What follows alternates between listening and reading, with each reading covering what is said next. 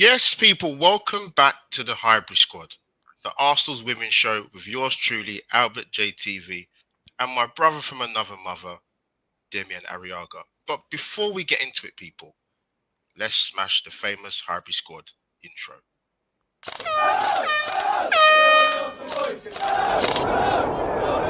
Mind the gap between the train and the platform. Please stand clear of the discussion doors. The next stop is Highbury Squad.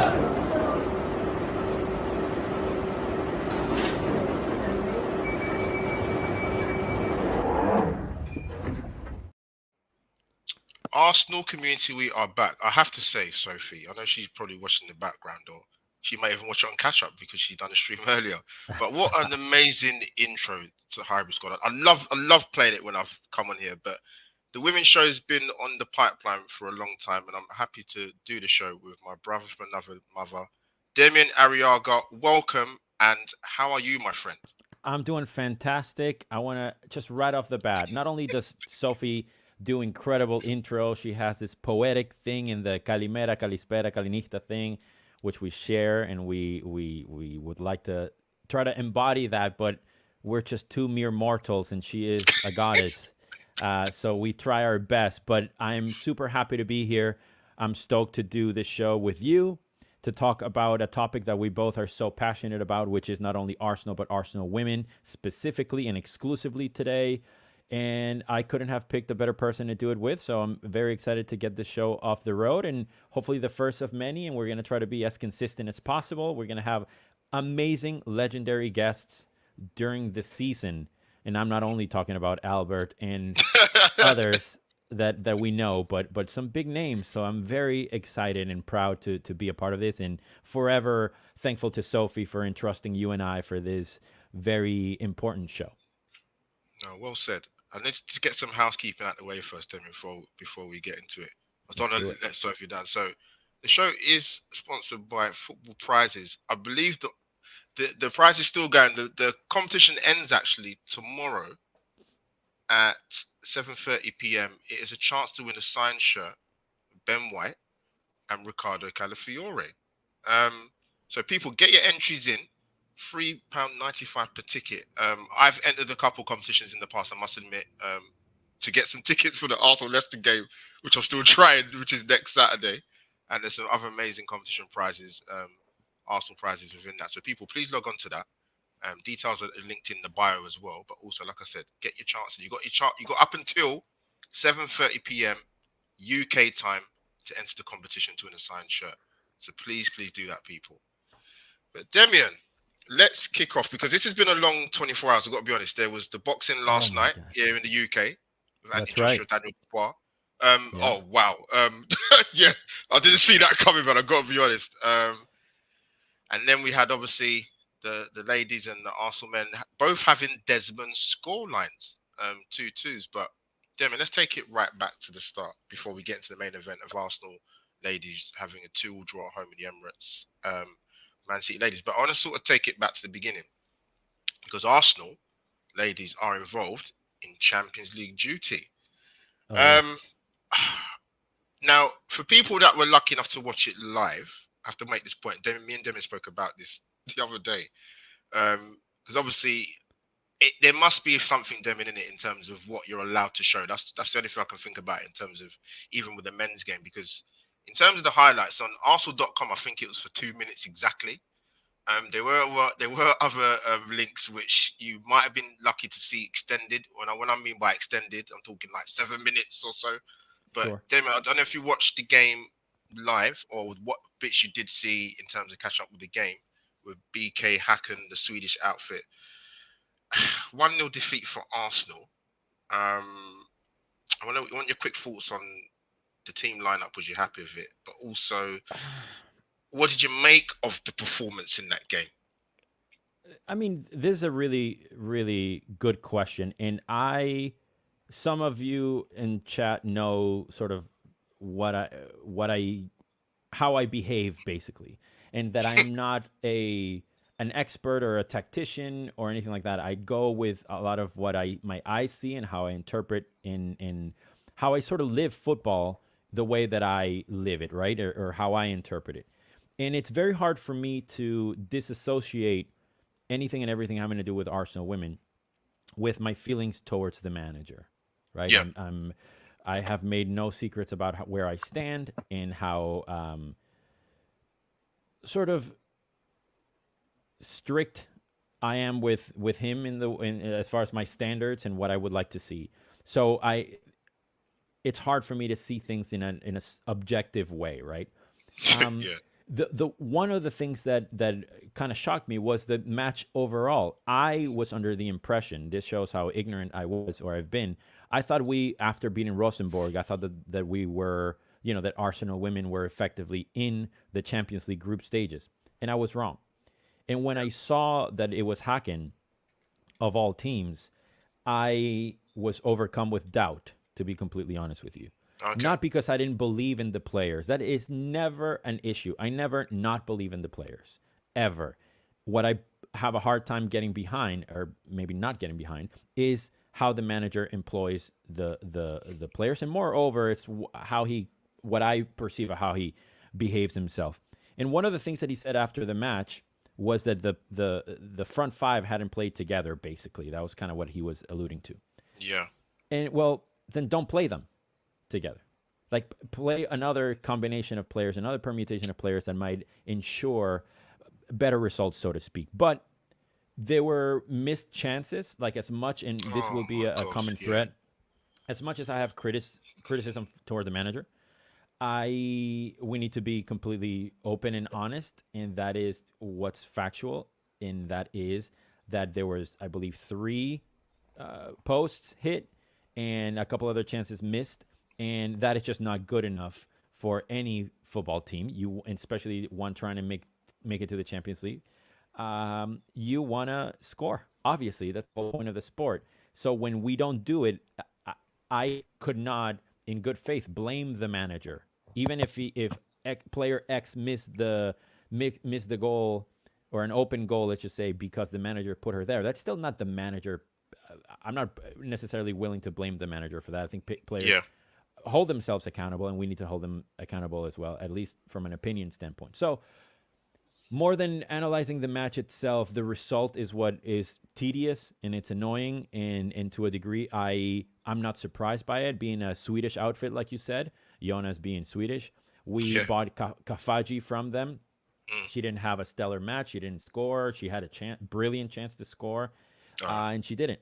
So I am sort of like filled with, I knew this was going to happen. I knew this was going to happen. I knew this was going to happen. And after today's performance, I don't feel too confident that that we're going to win convincingly, which is what I would like. I feel that we're going to win on Thursday, but not in the way that I think we might need. So in other words, a 1-0 win with most of the possession is not going to be enough. We need multiple goals, and at the moment, I don't know necessarily where those are going to come from. Yeah, I mean, I watched it, and they got sucker punched, man. I mean, to be fair, Demian, they had a warning with when Leah Cadena got caught sleeping, and they got in, and I don't know how the ladies missed the strikers missed that and put it in the side netting. So that was the first warning, having missed the chances not to score, sort of during open play. But I mean, even the goal they conceded, listen, we have a lot of love for Katie McCabe, and she's been a stalwart player for Arsenal, but that's just poor defending, particularly when you basically got your defensive unit in a shape, and all it's taken is one simple ball with a lack of concentration. And that's the thing, particularly with European football as well, that's where you get punished the most, because Arsenal had some great chances. I want to get your thoughts actually with the Beth Mead chance. Now, I watched it back, and firstly I thought, how did she miss it? But I have to give the goalkeeper credit. That whether she knew a lot about it, Devin, is another thing. But that was an outstanding save. Yeah, the indirect free kick, is that what you're talking about? Yeah. So to backtrack, really mention something about Katie. I understand your point, and I can see, obviously there was a mistake. She whiffed on the ball, but the reason why Kafaji or Frida Manum didn't score has nothing to do with Katie. So Katie could have missed that. She could have missed that twice, or made the same mistake twice. And on the other end, or at the other end, we didn't score. So it's like, it's a compounding thing, right? I personally just have I don't think indirect free kicks are anywhere as easy as people think they are, because you're just close to the goal. They're very, very hard. Even if anybody has played futsal with your friends and your buddies, one person stands, a couple of feet away from the ball. It's impossible to get it around. Like, you don't have enough time for the ball to curve if you hit it in a proper way, no matter how cultured your feet are. It's a matter of physics, right? So when you're that close, I don't know exactly what she could have done. It did, to me, it seemed, I was talking about this with a friend, like, it seemed like she was a little, like she wanted to just belt it and just hit the crap out of that ball. But I think maybe she had other instructions from the manager. And I say this because, not to be sort of like conspiracy theorist or anything like that, but if you look at the behavior specifically of Jonas Eidevall towards Beth, the past God knows how many matches, she's basically the player that he screams and yells at the most, and it's the most animated toward. And I don't think that's necessarily a good thing. And I would assume that she was given certain instructions, and she's a professional. She's going to do what her manager says. That's what you do, right? So I think she was maybe caught in two minds. But yeah, like you said, the keeper made a fantastic save. And I can't take any credit away from her. But it was just a weird match overall. I was just like, of course this was going to happen. Like, more like luck or bad luck more than deserved loss or anything like that. I don't think when you have a player like Katie McCabe in your squad, you never ever deserve to lose, so to speak. So, yeah, Rosa Kafaji's got to score that though, man. Like, you've got so much of the goal to aim for. I think it's more difficult to hit the crossbar in that position than to actually put it in the back of the net. But like I said, the goalkeeper made a great save from Beth's effort. Frida Marlon's come on and hit the bar as well. Sort of before we move on to the City game, stat-wise, Demian, looking at the stats for that game. So Arsenal 17 shots, 4 on target, 68% possession, almost more than double the passes of BK Hacken. I got it at 650 to 315, and 9 corners. You know how many corners BK Hacken had? No. 0. Wow. Yeah, amazing. I was like, it's madness. So so it happens. You don't. If the people will tell you, listen, whatever standard of football you're watching or involved in, if you do not take your chances, there's a good chance you'll lose football matches. And that's unfortunately what happened to Arsenal. And I think, Demian, before we sort of move on to the game today, Arsenal can't have this for 2 years in a row now. I'm confident they'll get through in the second leg on Thursday. But you have to remember, we didn't have Champions League football last season. And that killed us. That really, really did. So we can't have that happen again, man. And roll on Thursday and put the wrongs of last week and make it right on Thursday. I'm sure you agree with that, Demian. Yeah. I absolutely agree. And to be fair to the club, let's just say, even though they're not playing, let's just say to our standards, and I'm waving hi to everybody on chat. I'm sorry, I can't reply. I cannot multitask. So to be fair, this is only a few competitive matches in. So I understand there's still being some players coming back from injury and so on and so forth. But what I'm afraid of is the dip in quality, so to speak, when certain players aren't there, and my lack of confidence, not on the team, but just the vibe that I get, right, is different when we're missing Leah Williamson, and when we're missing Leah Valti, and when we're missing Beth Mead, and ultimately whenever we are missing and will be missing Viviana Miedema. Yeah. And if you look at the Hacken match, not to get ahead to the City game, but what we need is Viviana Miedema, the one to unlock, the one to shoot from outside the box, the one to dare, the reference, that you're this strong number 9, if she plays as a 9 or if she's dropping deep, but that people are afraid of. And they're like, oh my God, it's her. And at the moment, I don't think that anybody is afraid of Caitlin Ford. They're not afraid of Alessia Russo. For sure, they're not afraid of Alessia Russo. And because they're not converting the chances, right? Whereas a Viv, injured or not, or coming back from an ACL injury, you knew that there was always a potential for her to score. And I only feel that, honestly, with Beth Mead. Always. I've always felt this way. Today is a prime example of that. So we need that. And other players need to feel that confidence. And the opposing players need to feel that confidence. And the fans also need to be subdued by, oh my God, it's that person. So when you don't have that, I think it's very hard to sort of evoke and emote this big club mentality that is what takes to make it to the next rounds and go where we belong or where they belong from their hard work and ability, which is the Champions League. It's the least that they deserve as players. So when the manager, in my opinion, is not setting them up to succeed for the most part, and of course, coupled with missing chances, which at the end of the day, that's what rules it all, right? Missing chances. You miss chances, like exactly like you said. You miss chances are you're going to lose that match, you know? Yeah, you mentioned some key players. Obviously, someone's putting a Georgie George talking about Jonas being a pork chop on the sidelines. I've not heard that said for quite a while. But yeah, missing Steph Catley as well, of course. Yes, of course. Don't forget the amazing Steph Catley. But Demian, going nice segue onto going onto today's game. Yeah, listen, I was listening to. I don't know who actually said it. I think it definitely. I can't remember. I listened to it, whether it must have been on another YouTube channel or maybe TalkSport, I can't remember. But in terms of like the squads, if you look at Arsenal squad, Manchester City squad, and Chelsea squad, could you argue that probably, and listen, there's some brilliant players in the City side, by the way, and Chelsea. Obviously, Chelsea got new coaching as well. Forgot the name's gone in my head. Sonia something, I can't remember. It's gone in my head. Bon Pastor. Yeah. Yes, that's it. What a surname, Demian. Honestly, love it. Do you think Arsenal got the better squad out of the three? Arguably. Yeah, I mean, Chelsea are pretty stacked. Yeah. I mean, this is what I'll say. This is my political answer. We're so lucky that we have 3 teams with such deep squads, and that's what we've wanted for years as women's football fans. You know, I started watching in 2019.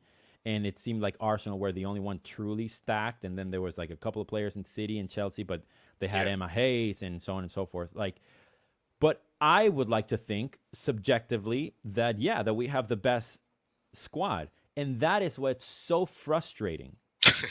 And to a large degree, I do feel that we are deficient in our midfield and in defense as well, more than I would like. So, for instance, when you have Kim Little and Leah Valti for so long, their standards are so high, right? And I say this not literally, but the stature of the players. You know, we know Kim Little isn't the tallest person in the world. Her stature as a player and a legend of the women's game makes everybody play better around her. Yeah. And that compounding effect with Leah Valti is untouchable, right? So then when you have a Kira Cooney-Cross, as much as she has potential, or a Victoria Pelova, they're not as good as they are. So to me, the gap is much wider that perhaps players from City or from, Chelsea that are maybe not as good as Kim Little or Leah Valti, they might be a step below, but the players that come in from them is somewhat consistent. And that's my fear with this current club, is that some of the gaps are just too wide, or that we have basically, if we have only Steph Catley and Katie McCabe, if one of them gets injured, sure, the other one covers. But we could also use Katie McCabe farther up the pitch as a left winger. I've always argued that.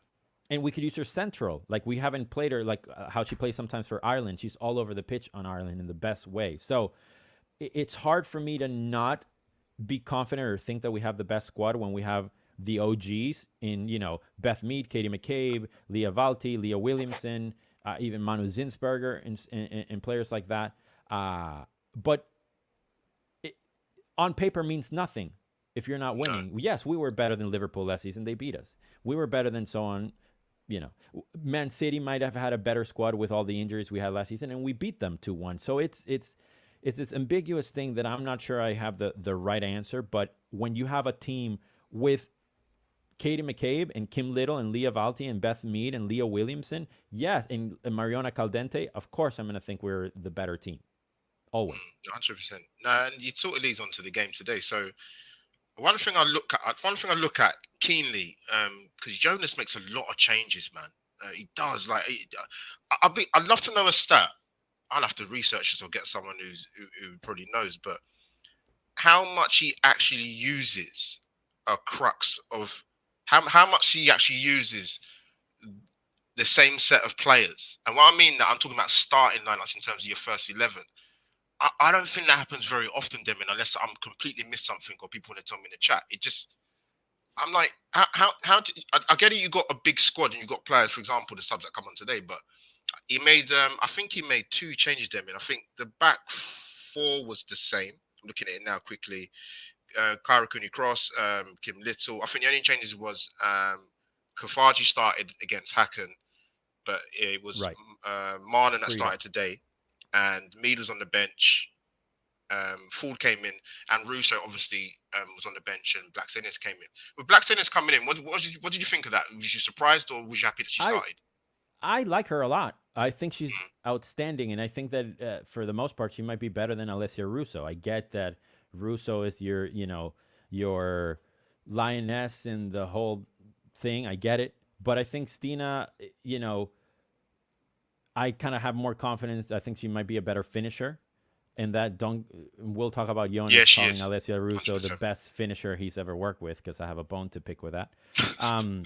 So, and this is no insult to Alessia. I think she's amazing. Of course. I was so happy when we got her from Man United. I was so happy.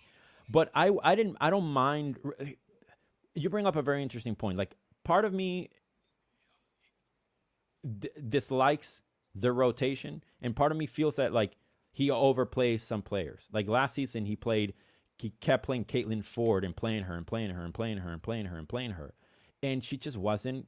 She didn't have a good season, and which one of the ironies to all of this that I find is that at the beginning of last season, he went on and on and on and on about how, and some fans repeated this and believed it, how some players are starters and other players are finishers, right? You can't have a player be a finisher and you bring him on when there's 8 minutes left, like he would do with Chloe Lacasse, for example. That's going to destroy a player's confidence. And he's done this with numerous players. He did it with, Jordan Nobbs. He did it with Jen Beattie. He did it with Mana Iwabuchi. He did it with Viviana Miedema. And he's going to do it with Beth Mead if we don't open our eyes, and so on and so forth. So there's a hiding thing of the rotation, but it's almost like this is a very pragmatic plan Excel sheet thing. I wouldn't be surprised where he's like, well, if I do this, then they can't tell me that I do this, but I'm doing this, and it can be construed as this. Or, he almost like he plays both sides in a way of an argument. So I'm curious to know what you think as far as Alessia Russo, as an Englishman and a Lioness fan. I'm curious to know your thoughts on Stina and or Alessia, and why not play them together sometimes? I think the fact you're asking me that question would tell me the manager's not going to do that unless it's a last throw of the dice where they need to rescue the game. I actually agreed with Blackstenius starting today. 100% did. I'm going to try and find Alessia's goal scoring record at Arsenal so far. But yeah, I agreed with her starting today, to be honest with you. I think she misses too many chances, and we'll talk about that in further detail. But I don't know what your thoughts were, particularly today. You mentioned the defence, actually, which I kind of sort of put my antenna up a little bit. I thought today, even though it was for the first, because Demian, you set the tone in the match the way you start, right? I thought Arsenal defensively were awful in the beginning. Emily Fox gave the ball away. Kadena gave the ball away. Ruben Moy gave the ball away. They just looked, they didn't look settled at all. So I was quite surprised they started the game like that in your first game of the season, because that doesn't set the team up very, very well. But so I was quite surprised. I wasn't surprised City had a lot of the ball, because they do. They keep the ball very, very well. Yeah. And I know we're Arsenal fans, but I was looking forward to seeing Jess Park play, because there's a lot been said about her. And we'll touch on that a little bit later, because my God. But yeah, she's I mean, she's had about 9 caps for England, actually. I think not many, but she's 22. She's shown a very good attacking prospect. But they keep the ball well, City. They really, really do. But Arsenal actually looked a lot more dangerous, if I'm going to be really, really honest. And obviously, we get the goal for me against run of play, 100%. But I love Frida Marnham in the sense that we got down there left-hand side. I think it was Emily Fox or Caitlin Ford. I can't remember who it was now. Got the ball in, but she's so good at making that. I call it the Frank Lampard run late into the box. Yes, absolutely. And just being a finisher. So yeah, Demian, do you agree? I think definitely gets a run of play to go 1-0 up in that game. Yeah, but that's I mean, that's football. It's beautiful that's what happens. And I love her runs. And she had a little bit of dip in form. And last year, you know, her first season was outstanding. We all remember the goal against Bayern Munich. And, you know, she's a really, really, really good player. She just needs, I would like her to play more and more often, or more selectively, or get more minutes when she's on the bench. Do the finishing thing. Play her for 30 minutes, for 40 minutes, for the second half. I'm not really sure. But I think, and I don't want to take too much of your time, Albert, and people's time in general, but something I want to say. But, like, yes, these people are athletes and they're professionals and they're elite footballers and you name it. But this was a very, very emotionally charged match that was unlike anything we have ever seen, basically ever, in the context of Viviana Miedema, the relationship to the club, the relationship to the players, literally and figuratively, right? So it's understandable that emotions were very high, that people were cagey and nervous and giving the ball away, because if you give the ball away and you give it to Viviana Miedema, you know, chances are that you're going to be cooked, as the kids say. Yeah. And we were so lucky that she missed that first goal. Otherwise, it would have been, I had predicted a 4-0 loss, actually. I thought Viv was going to score a hat-trick. There was no way in any universe that Viv was not going to score today. There was none. Everybody knew it. You have people probably making a lot of money putting her in putting bets on her to score. So yes, I think it's easy for us to, not easy because it's not easy, but it's we can analyze it from a tactical perspective, but we cannot forget, or I cannot forget, the human aspect of it, which is this person that was hung out to dry by a manager that was literally pushed for all of us to see. He put his hands on her and pushed her, and they had an argument. The club decides to stay with this person and to reward him with a contract or whatever. And Viv is let go. Viv, the greatest, right? One of the greatest footballers any of us have ever seen. She was given as a gift, right, to Man City for free. We made zero money. And this manager talks about how we don't have the budget sometimes and the board won't let him buy players. At the same time, offering, the biggest transfer fee ever for Kira Walsh. Well, gee, I wonder how you can make a lot of money. How about if you're going to get rid of a player, how about you sell them for a record fee, and then you can afford to buy the players that you want to buy, right? So there's a lot of stuff going on. And I wrote that I felt that it was a very unique match because not only was it the first Man City versus Arsenal match at the Emirates, the first time that fixture was ever took place, but it was the first time, playing against Viv, season opener, that we were all waiting for months when we knew that was going to be the first match. We knew it. And I'm so happy that it was the first match and not 5th or 6th or right before Christmas, because that would have been a long time to wait. And I'm curious to know for you, like, were you excited for this match as I was as it relates to Viv coming back, or did you see it mostly like a Man City Arsenal rivalry, or how did you see it? I mean, I looked at it more so going off the back of last season. Arsenal need to put down a marker to show what they're going to do this season, because I know we obviously won the Conti Cup last season, but I said to you and I said to Sophie and people that was follow the women's game, I watched some of the games last season. I went to watch some of the games last season, not just on TV, but I mean the football. I think I used the word turgid.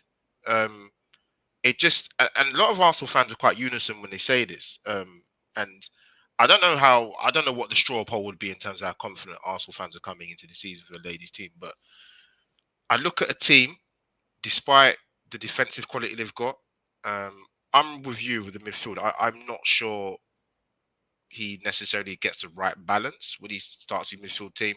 And there's enough in terms of the forward line to score more goals than we scored last season, because to me, you way down the pecking order in terms of chasing the City and the Chelsea's in terms of goals scored. You got to do better than that with the talent you've got. So I think the problem we've got, when I say about Arsenal fans being in unison, Demian, I don't think the team has a plan B, and that is a bit of this. It's more than a concern, because I mean, if there's rumblings of, I heard the Kira Walsh talk last season or whenever it was. I'm like, I mean, I love Kira Walsh, as anybody knows. Sophie knows that well. You know that well. But you have to think of it logically, Demian. Even if that was to happen, how's that going to work in this team? I'll tell you how. With a different manager that can get the best out of his players. There you go. Yeah. So, right. Yeah, and that's a concern for me. Yeah. Sorry, Demian. It's one thing bringing the players in, but if your manager's not finding a way where, and we label this as Arsenal fans at Mikel Arteta in terms of it's his first job at Arsenal. And what I liked about him when we played Tottenham is you have to find another way. I'm not sure this manager, Jonas Eidevall, he has that capability. And I don't care who you bring in. Whether it be Rosa Kafaji, if Kira Walsh wants to turn up here, or you give the new goalkeeper who brought in Daphne van Domselaar a go ahead of Zinsberger. Yeah. The manager's got to set them up a lot better, and we can't see a repeat of what I saw last season. So that's my concern, sort of coming in, and what I think about the team going forward this season. And this goes back to the game today. Just to get your thoughts. We go 1-0 up, we get to run and play. But even with the Miedema chance, the first one, they almost gift wrapped that thing. Almost gift wrapped and gave that to her. So Arsenal had chances though, man. The Blackstenius chance. To be fair to Katie McCabe, she showed some good qualities in terms of her defensive play. But she was great. Was you surprised with when obviously City got the goal to go 1-1? No surprise about who got the goal. I personally thought it was a bit of sloppy play from Arsenal defensively, if I'm going to be really, really critical. But do you think that was a fair result to come in at halftime 1-1, or did you think Arsenal should have done a bit better hold on to the lead with the chances they had before? That's a really good question. This is a non-football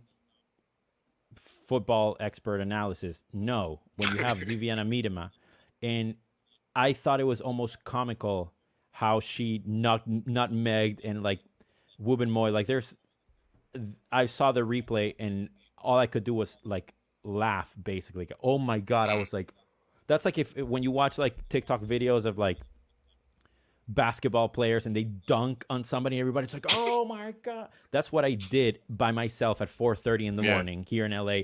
I was like, oh my God, she did that.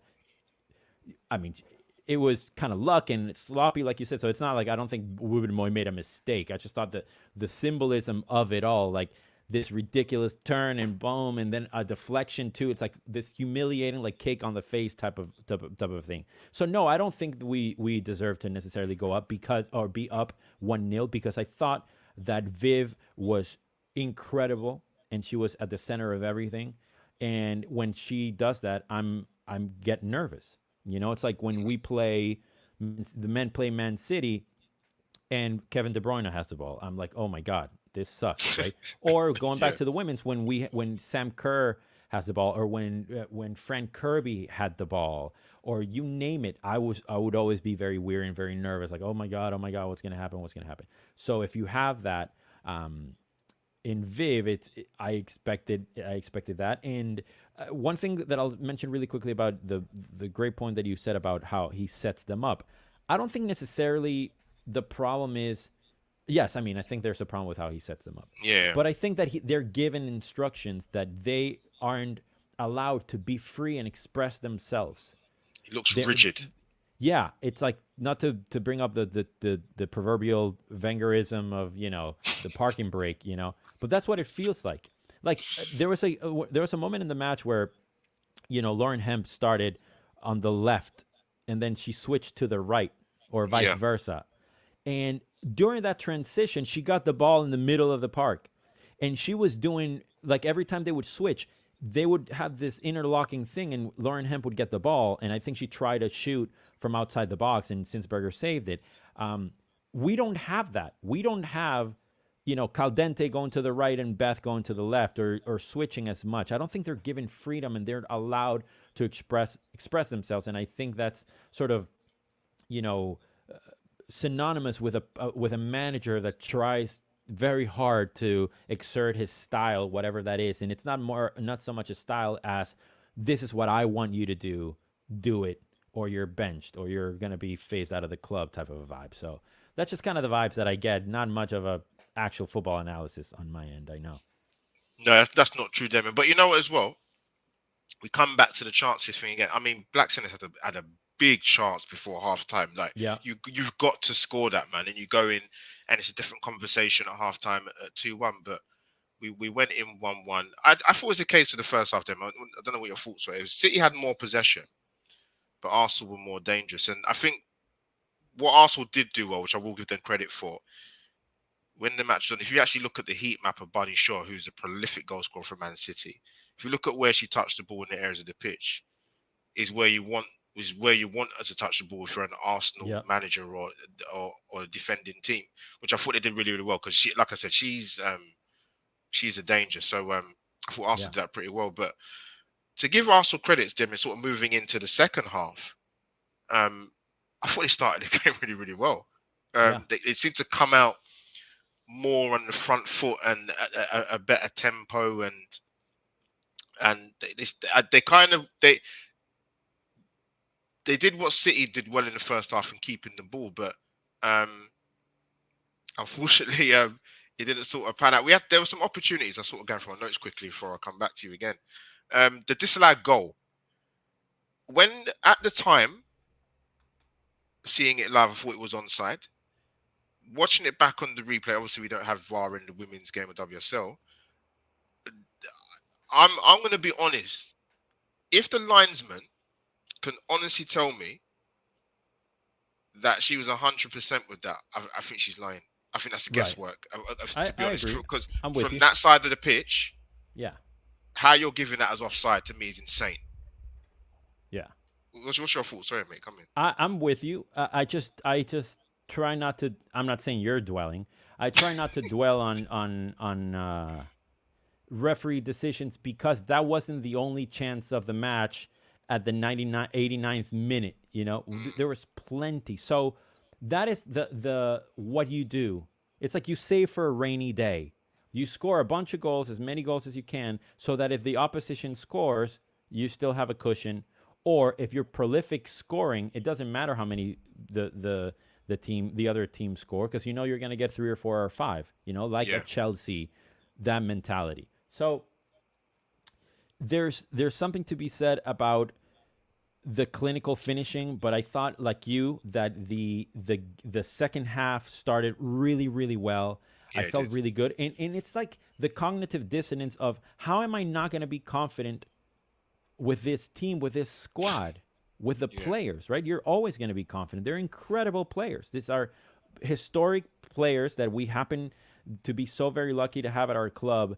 And at the moment, things are a little stagnant, whether it's the manager, personal reasons, money, the weather, the zodiac signs. Like it's almost irrelevant. We're really lucky to have the squad we have. But again, the rule, like, the Thierry Henry quote, sometimes in football you have to score goals. Like, yeah, that's what happens.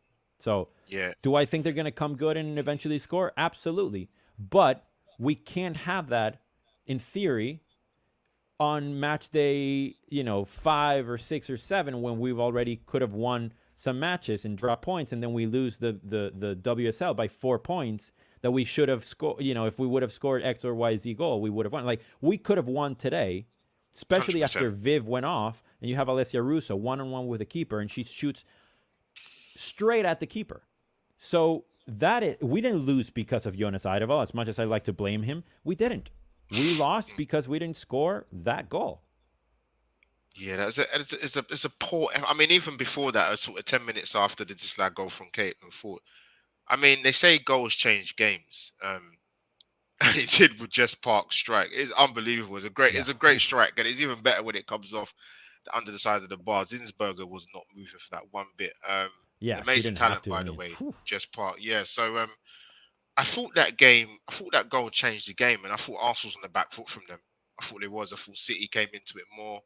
It looked more dangerous. Bunny Shaw was getting to the game more. Jess Park was controlling things. And they could have scored on a couple of occasions with opportunities where they got into the final third. But then, to be fair, Jonas made the sub straight away. Literally, I think it's about 2 or 3 minutes after the goal. He said, no, we've got to change it. So obviously, Blackstenius and Ford came off for Russo and Mead.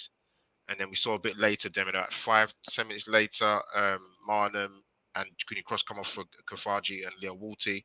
Yeah. And then, as you mentioned, we'll come on to that.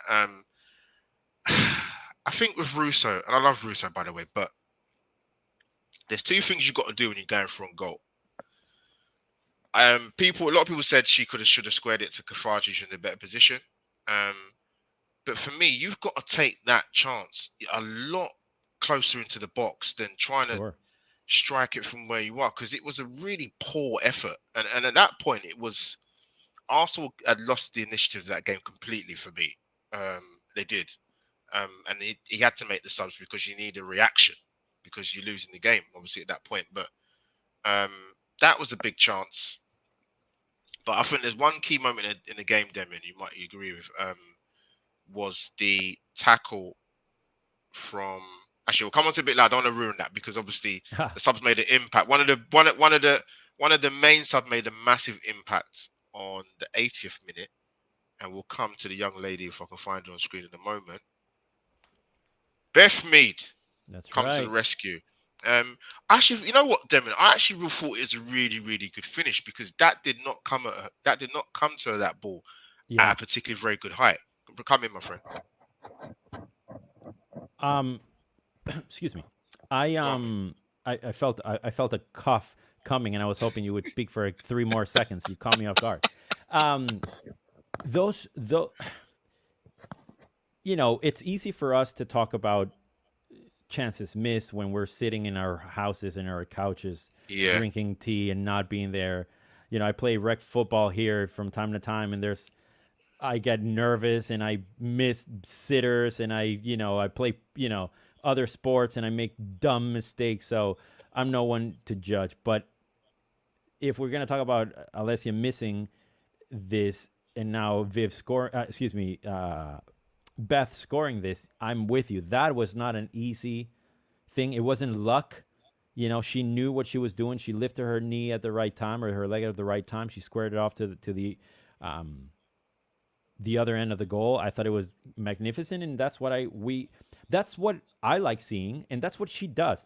Beth Mead is a big time player, and I think the commentator mentioned that it was like her 8th opening day match goal. Well said. This is not a normal player. This is not a normal player. This is a star, world-class player that we're so very lucky to have, and this is what also keeps bothering me about the situation with Viv gone. And I'll never get over it. If people will know this, I'll never get over it. Is how much we need people to provide for Beth. She can create stuff, but she's like perfect at that. So yeah, I mean, it was. I wanted to ask you, as it relates to Beth, did you think? Because to be fair, the manager did make some substitutions, all attacking minus Leavalti. But what were your thoughts on the substitutions, and what was your thought about Beth starting, or rather not starting? Yeah, I was surprised actually. I'm gonna be honest when I saw Beth on the bench, but me trying to second guess what Jonas is gonna do is just not worth it anymore. To be honest, it's just gonna Yeah, hurt the brain. But I think that's partly to do with the fact that Arsenal has so much attacking options. That's the only thing I can put it down to, and maybe he feels it was, to bring in Caitlin Ford. We didn't start against looking at she didn't start against Hackers, so maybe maybe thought fresh legs. That's the only possible logical explanation, because normally you would start Beth. I mean, particularly first game of the season as well. yeah, of At home course. to Man Having that City. record, So yeah, amazing record by the way. It's great when that stat came up, but yeah, I was surprised she didn't start. I was actually surprised he made so few changes with Jonas, because he makes quite wholesale ones.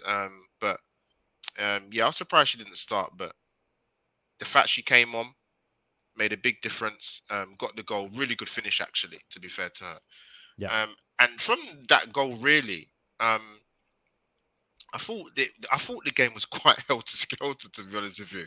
I thought both teams kind of went for it. I'm not sure whether in terms of Arsenal that was coming from the manager, Yeah. because they opened up a little bit more. Kafaji came on, better decision making from her, with players in better positions. That I was like her a frustrating lot. to see. I like her a Yeah, lot. I think her and Caldente, once everything clicks, they're gonna be phenomenal. yeah. Mariana, that just to say her name's amazing. I love saying her name. Yeah, Yeah. listen, when I heard she's coming to Arsenal, I was on board. I think I messaged her. I said, "Yeah, Yeah, yeah, bring her in. yeah. I remember. I Welcome to the remember. red carpet sort of thing." It, But what do you go on, think of David, this come in. comment? I'm curious to know your thought. I think this is spot on. What do you think about this? Yeah, you touched on it a little bit earlier. I think there's definitely truth in that, and obviously, how well Beth and obviously Viv get on, and obviously the relationship obviously outside the pitch, but people talk them in it. Football, we talk about it in terms of when players go away on international duty. Oh yeah, come, yeah. This is what it's like at the club, and At such yeah, club, come and right? join us. Right. Yeah, cool. So Yeah. yeah, with Jonas, listen, your players, there's got to be an element of from your playing staff that you believe what the manager's doing, and he's got to be very, very careful, because I don't know. I'm not in the know. I'm not no ITK, but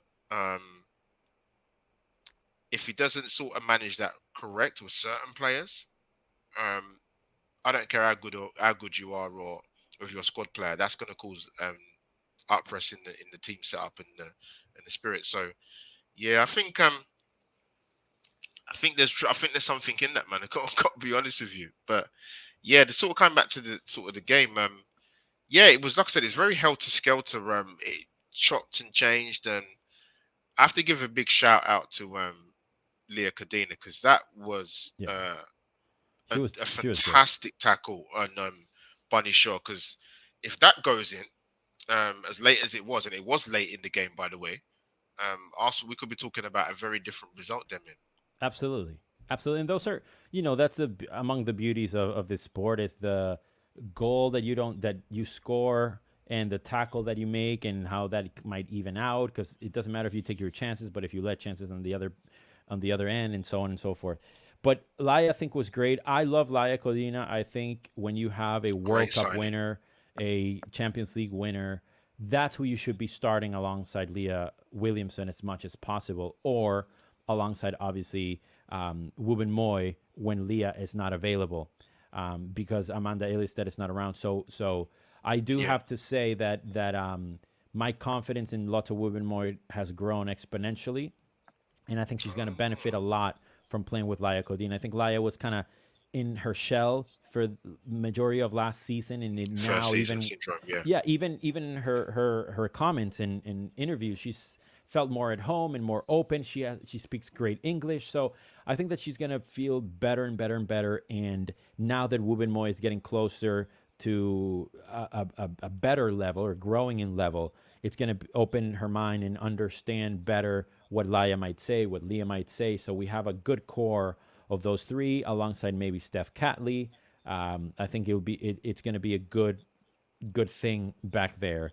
And especially if we don't have any new signings, at least I particularly wouldn't worry too much about the actual players, the squad that play there. But tactically, maybe that's something, having to do with Jonas and that needs to be addressed. And the set piece coach also, because you have such amazing headers of the ball like Lotte Wubben-Moy, like Leah Williamson, and so on, that we're not exploiting that. You mentioned the 9 corners that we had and obviously 0 goals, where you have the men's team be the greatest that we've seen in recent history.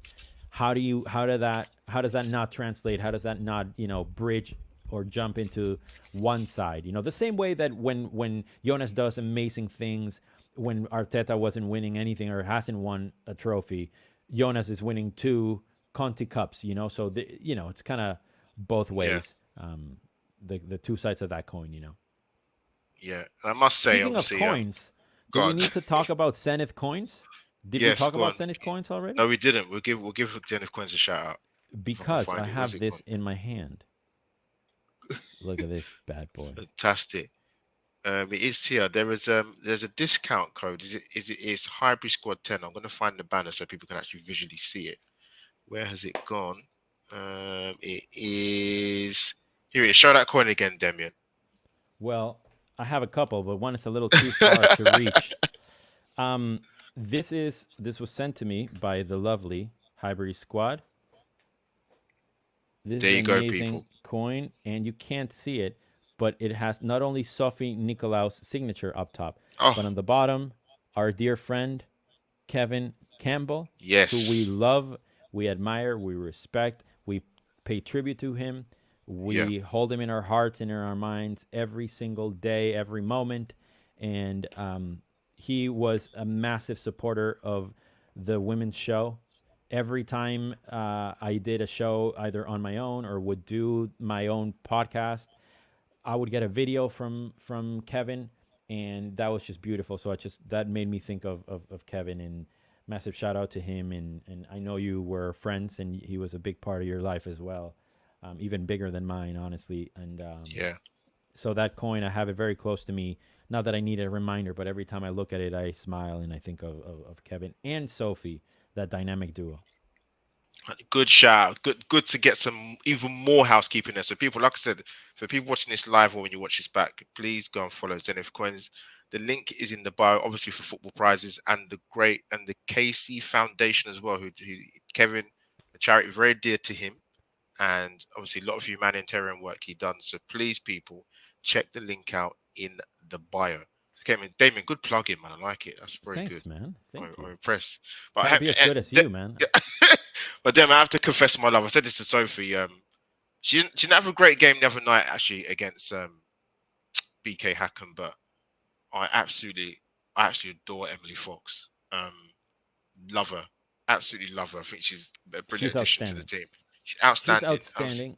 Gold medalist as well. I think her finishing or her attempts on goal could be a little more refined. It almost seems like when she kicks the ball, there's like not a lot of follow through. It's kind of more like a hit and that's it. Yeah. And I think sometimes you need to get fully behind the ball to make it,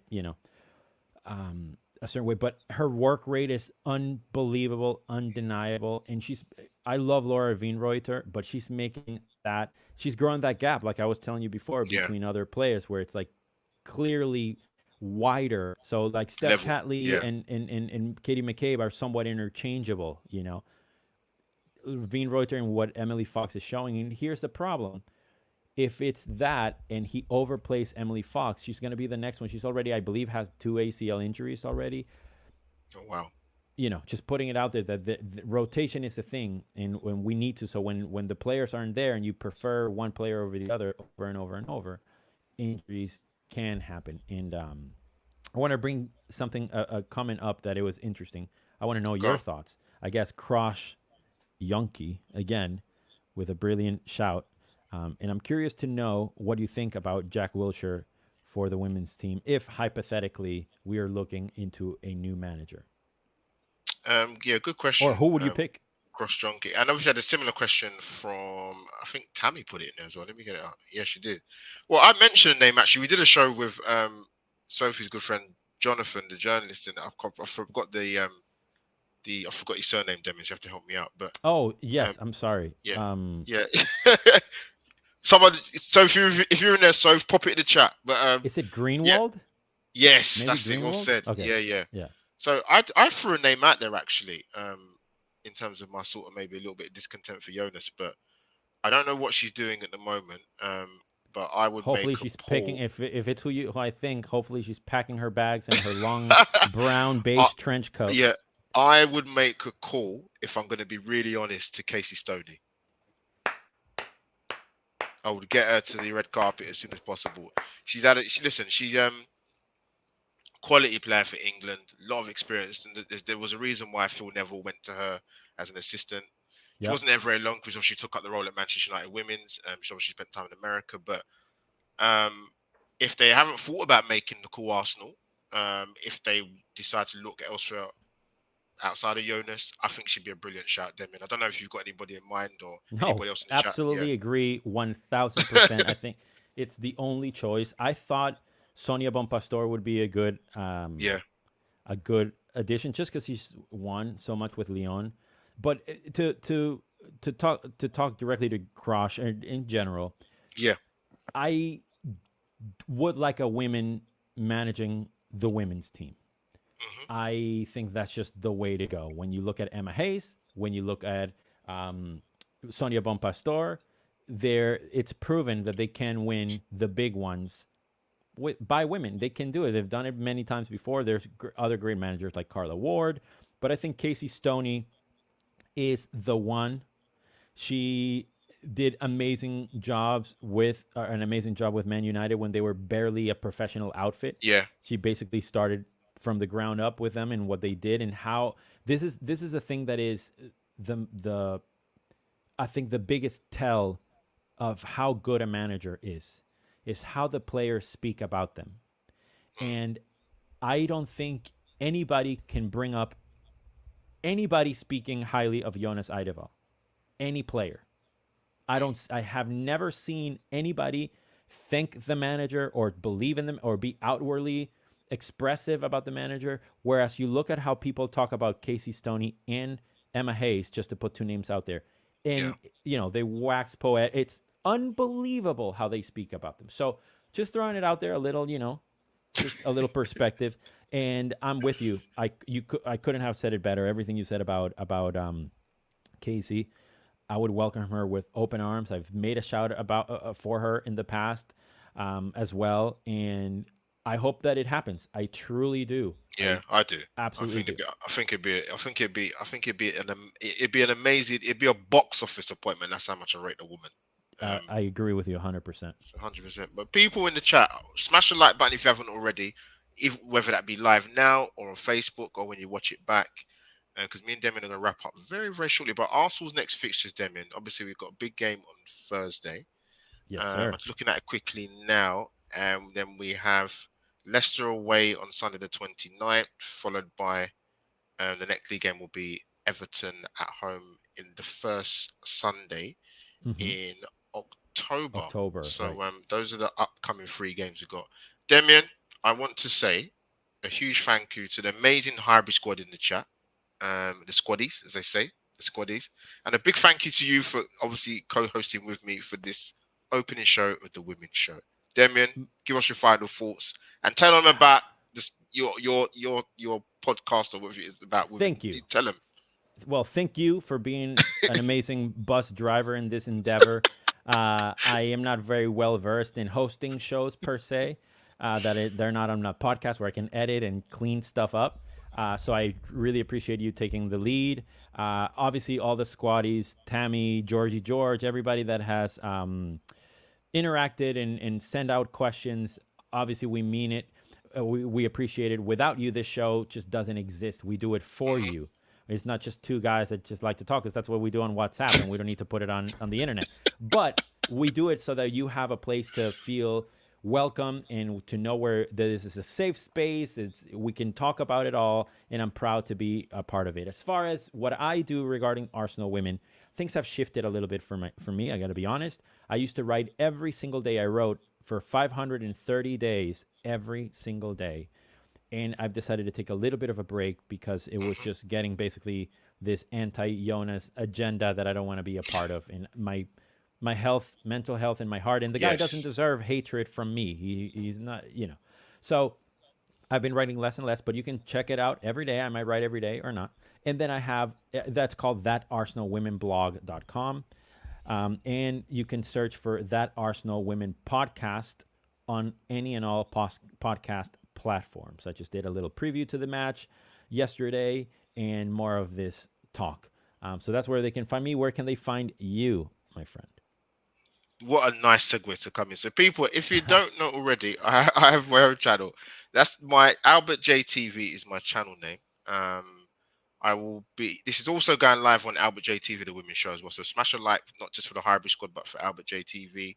It's been a long day. So you'll see me doing match reviews, sometimes previews, a lot more TikTok stuff, and a lot more YouTube shorts, which are fantastic for engagement, which I've found. So please come and support Albert JTV, but most importantly, subscribe to the Highbury Squad.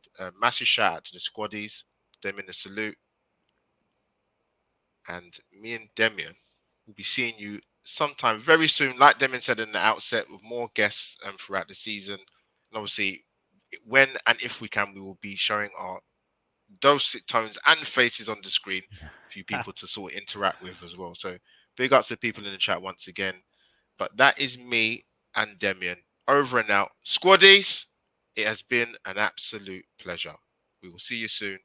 Take care.